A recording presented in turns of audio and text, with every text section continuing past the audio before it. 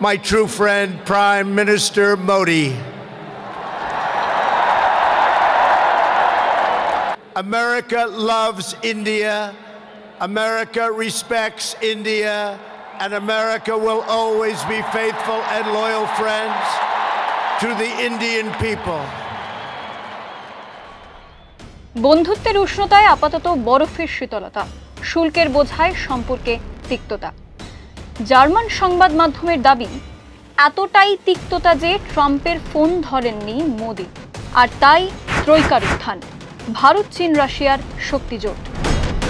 এই যে আরআইসি ট্রয়কা যেটা নিয়ে এখন চর্চা হচ্ছে, এটাও নতুন কিছু না। এটি 1998 সালে ইভগেনি প্রিমাকভ বলে একজন রাশিয়ান রাষ্ট্রনীতিবিদ, উনি প্রপোজ করেছিলেন, এবং সেই প্রপোজালের ওপর ভিত্তি করেই আমরা পরবর্তীকালে দেখি যে আরআইসি ফ্রেমওয়ার্কটা গঠিত হয়, এবং সেই ফ্রেমওয়ার্ক গঠিত হওয়ার পরেই তার উপরে ভর করে আমরা আজকে ব্রিক্স গ্রুপিংটাকে দেখি, যেখানে ব্রাজিল, রাশিয়া, ইন্ডিয়া, চায়না এবং সাউথ আফ্রিকা। বর্তমানে আমেরিকা এবং ভারতের যে ট্রেড, বাইল্যাটারাল ট্রেড, বাণিজ্য, সেটি $213 বিলিয়ন মতো, এবং রাশিয়া আর চায়নার মধ্যেও $200 বিলিয়ন এর ট্রেড হচ্ছে। রাশিয়া ইউক্রেন যুদ্ধের পর থেকে আরো বেশি করে হচ্ছে, এবং এমন একটি অবস্থায় ভারতবর্ষ কতটা নিজেকে আমেরিকার থেকে ভাঙিয়ে এনে রাশিয়া আর চায়নার মধ্যে ঢুকতে পারবে, কিংবা সেটা কতটা সমীচীন, সেটাও একটি বিতর্কিত বিষয়। ভারত পাক সংঘর্ষ বিরতির কৃতিত্ব তাঁরই। 10 মে থেকে কমপক্ষে 30 বার দাবি করেন ট্রাম্প। তখন থেকেই আমেরিকার সঙ্গে সম্পর্কের তাল কাটে। এরই মধ্যে ট্রাম্প টেনে আনেন কাশ্মীর সমস্যা। কড়া বার্তা দিতে দেরি করেনি ভারত। ভারতীয় পণ্যের ওপর 50% শুল্ক, যার মধ্যে 25% জরিমানা। ভারতকে জ্বালানি তেল বেচে রাশিয়ার ভাড়ারে ঢুকছে রুবেল, আর সেই অর্থে নাকি ঘুরছে ইউক্রেন যুদ্ধের চাকা। তারই শাস্তিতে ভারতের ওপর বাড়তি শুল্ক।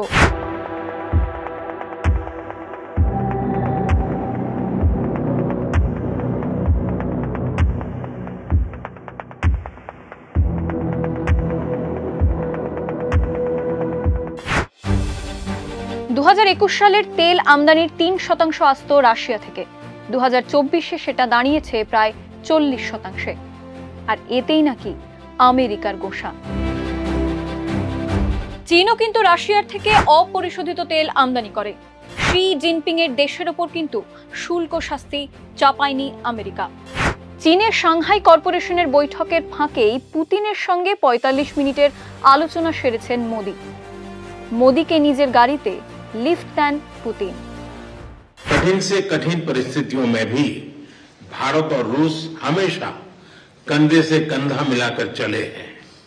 हमारा करीबी सहयोग न केवल दोनों देशों के लोगों के लिए बल्कि वैश्विक शांति, स्थिरता और समृद्धि के लिए महत्वपूर्ण है। 2020 সালে গালওয়ান প্রদেশে চীনের সঙ্গে সংঘর্ষে 20 জন ভারতীয় সেনা নিহত হন।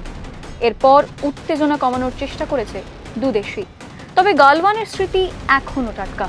সেই ক্ষত চেপেই চীনে ভারতের প্রধানমন্ত্রী।